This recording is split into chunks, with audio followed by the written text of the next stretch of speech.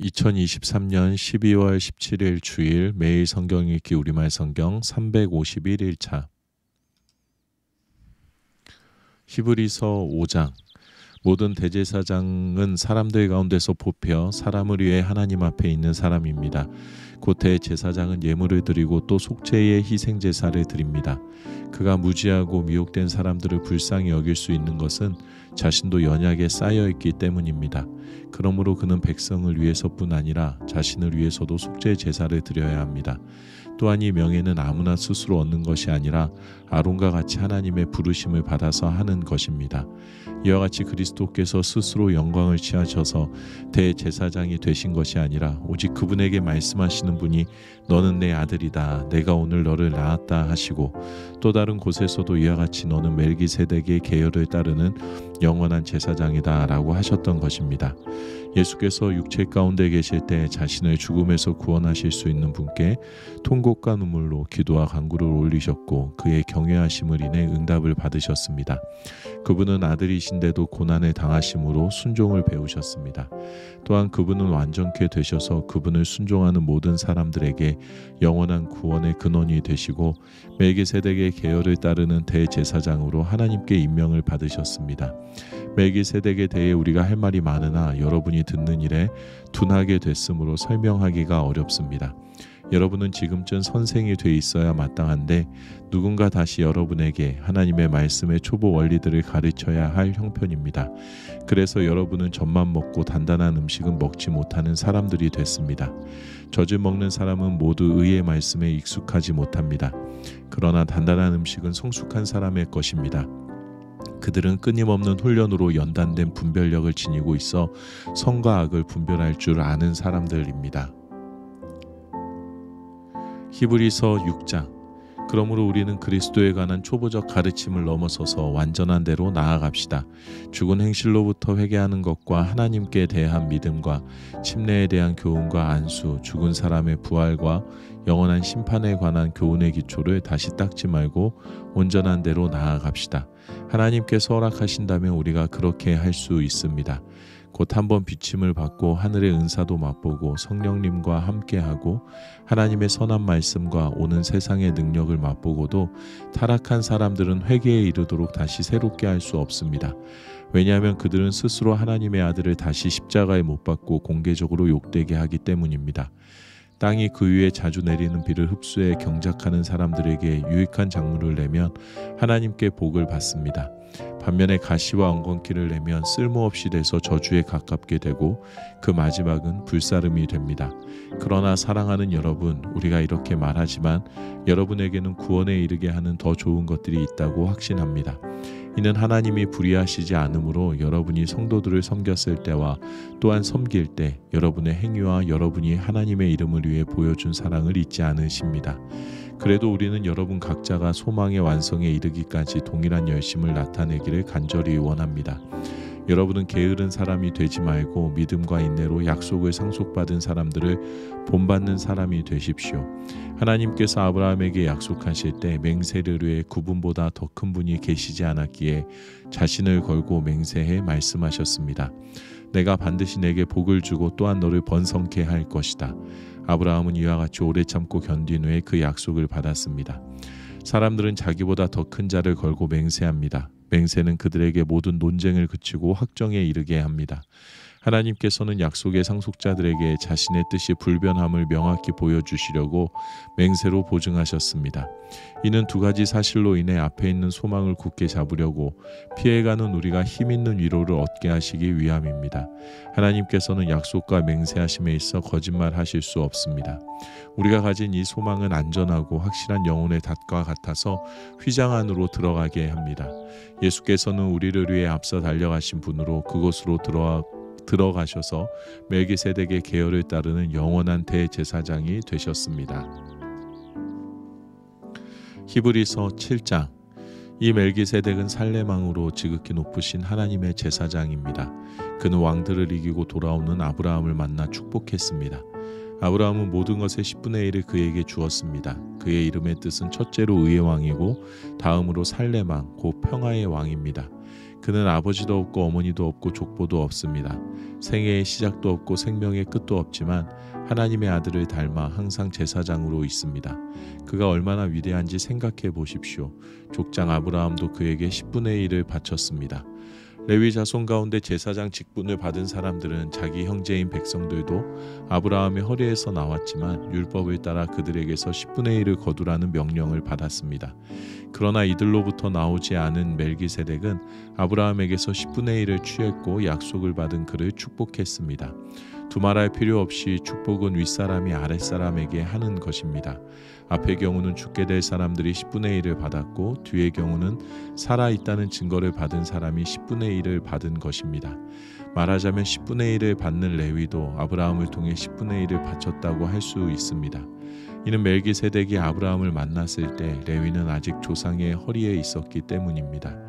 만일 레위 계열의 제사장 직분을 통해 완전함을 얻을 수 있었다면, 그런데 백성들은 이것을 근거로 율법을 받았습니다. 아론의 계열을 따르지 않고 멜기세덱의 계열을 따르는 다른 한 제사장을 세워야 할 필요가 있었겠습니까?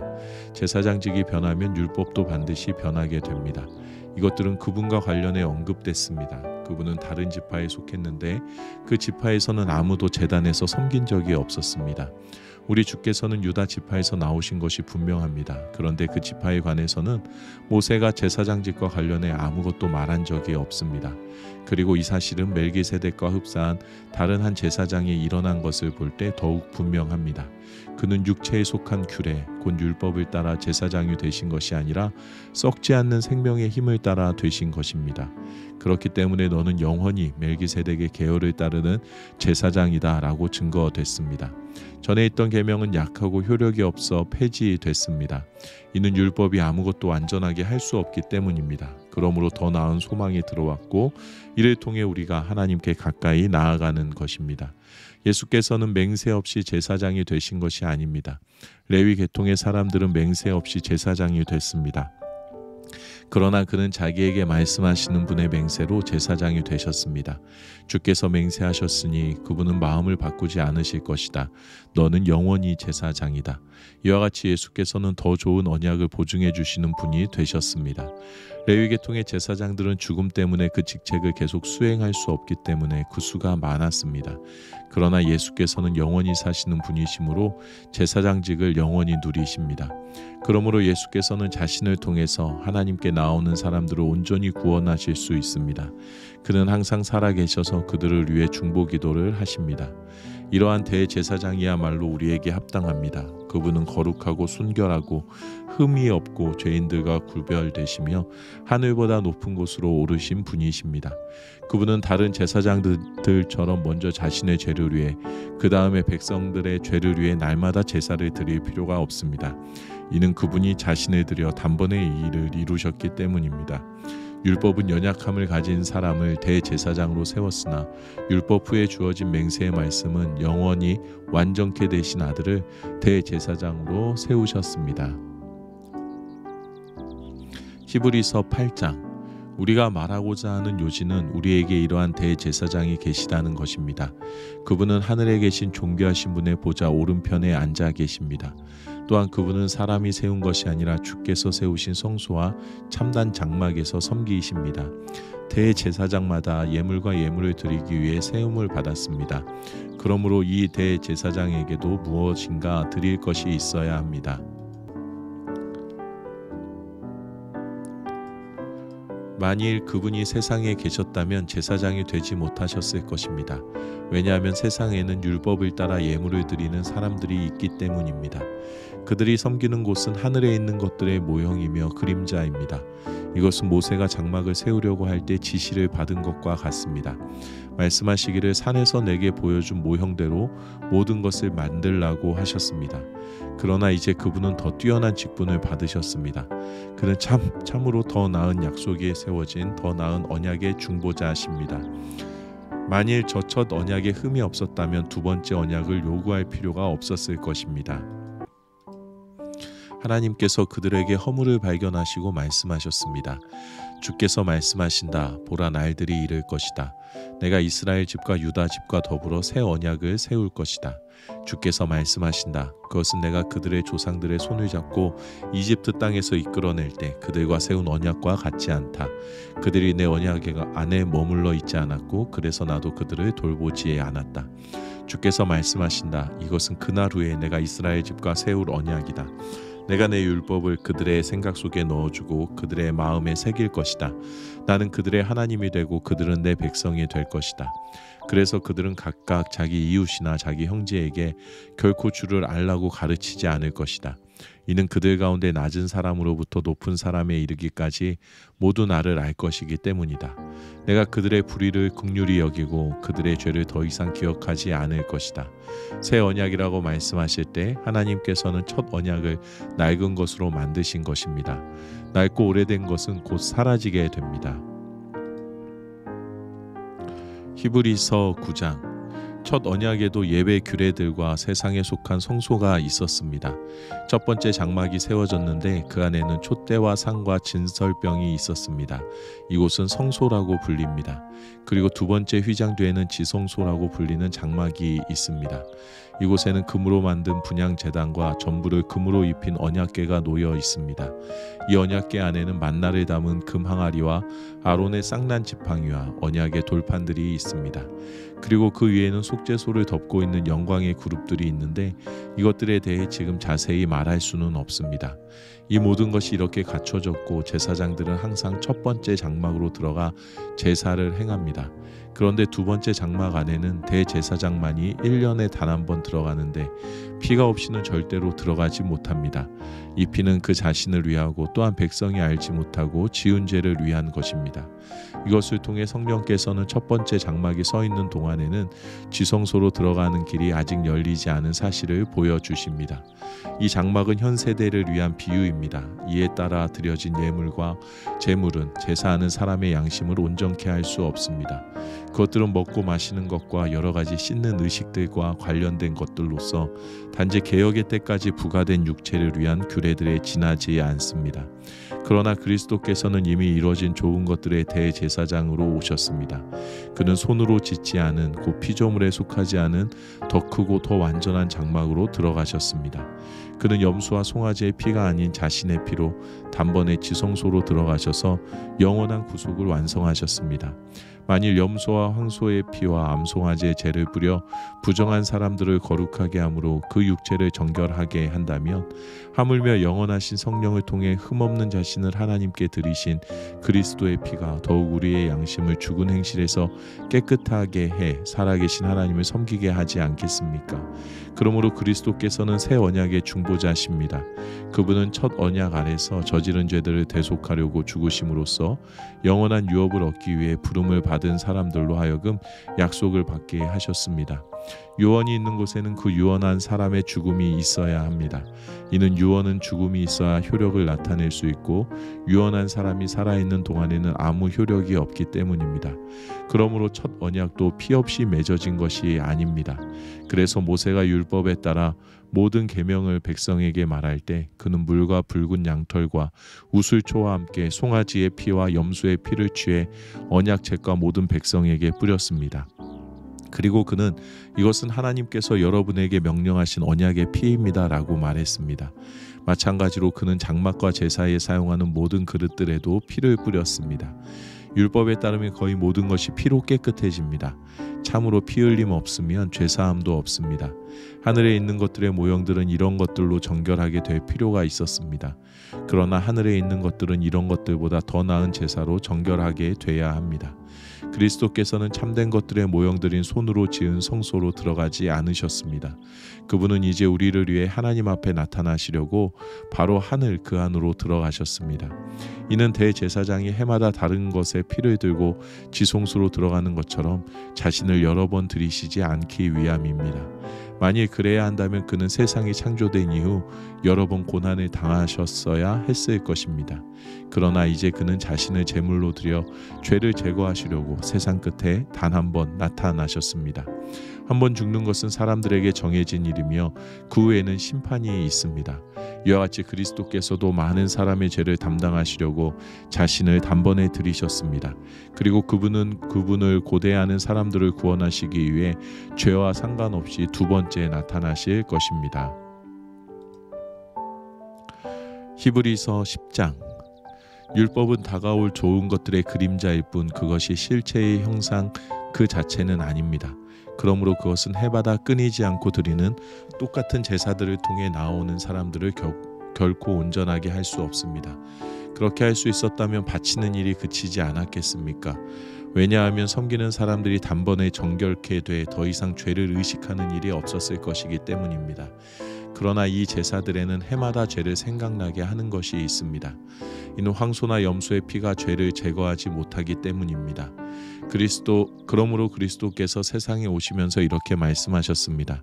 주께서는 제물과 헌물을 원하지 않으시고 오히려 나를 위해 한 몸을 예비하셨습니다. 주께서는 번제와 속죄제를 기뻐하지 않으셨습니다. 그래서 내가 말했습니다. 보십시오 하나님, 저에 대해 두루마리 책에 기록된 대로 제가 주의 뜻을 행하러 왔습니다. 앞에서 주께서는 제물과 헌물과 번제와 속죄제를 원하지도 않으시고 기뻐하지도 않으십니다. 그런데 그것들은 율법을 따라 드리는 것들입니다 라고 말씀하실 때 그는 보십시오 내가 주의 뜻을 행하러 왔습니다 라고 덧붙이셨습니다. 그리스도께서 첫 번째 것을 폐기하신 것은 두 번째 것을 세우기 위함이었습니다. 이러한 뜻 가운데 예수 그리스도께서 단번에 자기의 몸을 들이심으로 우리가 거룩하게 됐습니다.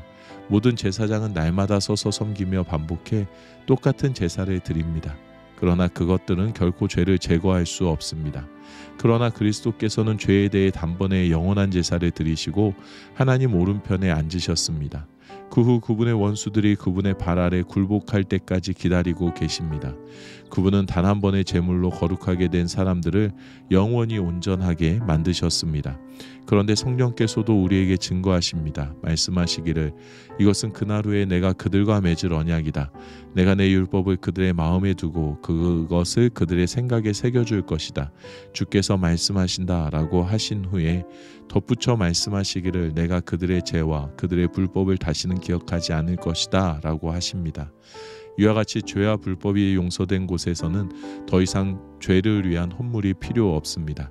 그러므로 형제 여러분, 우리는 예수의 피로 인해 지성소에 들어갈 담대한 마음을 갖게 됐습니다. 그 길은 예수께서 우리를 위해 휘장을 통해 열어놓으신 새롭고 산 길입니다. 그런데 이 휘장은 바로 그분의 육체입니다. 또한 우리에게는 하나님의 집을 다스리는 위대한 제사장이 계십니다. 우리가 죄악된 양심으로부터 마음을 깨끗이 씻고 맑은 물로 몸을 씻었으므로 확신에 찬 믿음과 참된 마음으로 하나님께 나아갑시다. 우리가 고백하는 소망의 믿음을 단단히 붙잡읍시다. 이는 약속하신 분이 신실하시기 때문입니다. 또한 우리는 사랑과 선한 일들을 격려하기 위해 서로 돌아봅시다. 어떤 사람들의 습관과 같이 우리들 스스로 모이는 일을 소홀히 하지 말고 오히려 서로 권면합시다. 또한 그날이 다가오는 것을 볼수록 더욱 그렇게 합시다. 만일 우리가 진리에 대한 지식을 받아들인 후에 일부러 죄를 지으면 속죄하는 제사가 더 이상 남아있지 않습니다. 오히려 떨리는 마음으로 심판을 기다리는 것과 대적하는 사람들을 삼켜버릴 맹렬한 불만이 남아 있습니다. 모세의 율법을 거부했던 사람도 두세 증인의 증언에 의해 동정을 받지 못하고 죽게 됩니다. 하물며 하나님의 아들을 짓밟고 자기를 거룩하게 한 언약의 피를 부정하게 여기고 은혜의 성령을 모독한 사람이 당연히 받을 형벌이 얼마나 더 가혹하겠는가를 생각해 보십시오. 원수 갚는 것은 내게 속한 것이니 내가 갚아주겠다라고 말씀하시고 또다시 주께서 자기 백성을 심판하실 것이다 라고 말씀하신 분을 우리는 잘 알고 있습니다. 살아계신 하나님의 손에 빠져 들어가는 것은 무서운 일입니다. 여러분은 빛을 받은 후에 고난 가운데 큰 싸움을 이겨낸 지난 날들을 기억하십시오. 여러분은 때로 비방과 환난을 당함으로 공개적인 구경거리가 되기도 했고 또 때로는 이렇게 살아가는 사람들의 동료가 되기도 했습니다. 또한 감옥에 갇힌 사람들과 함께 아파하고 여러분의 재물을 빼앗기는 것도 기쁨으로 감당했습니다. 이는 여러분이 보다 나은 영원한 재물이 있는 줄 알았기 때문입니다. 그러므로 여러분은 담대함을 버리지 마십시오. 이는 그 담대함이 큰 상을 가져올 것이기 때문입니다. 여러분이 하나님의 뜻을 행한 후에 약속을 받기 위해서는 인내가 필요합니다. 잠시 잠깐 후면 그분이 오실 것이니 지체하지 않으실 것이다. 그러나 내 의인은 믿음으로 말미암아 살 것이다. 누구든지 뒤로 물러서면 내 영이 그를 기뻐하지 않을 것이다. 그러나 우리는 뒤로 물러나 멸망에 이르는 사람들이 아니라 믿음을 갖고 생명을 얻을 사람들입니다. 아멘.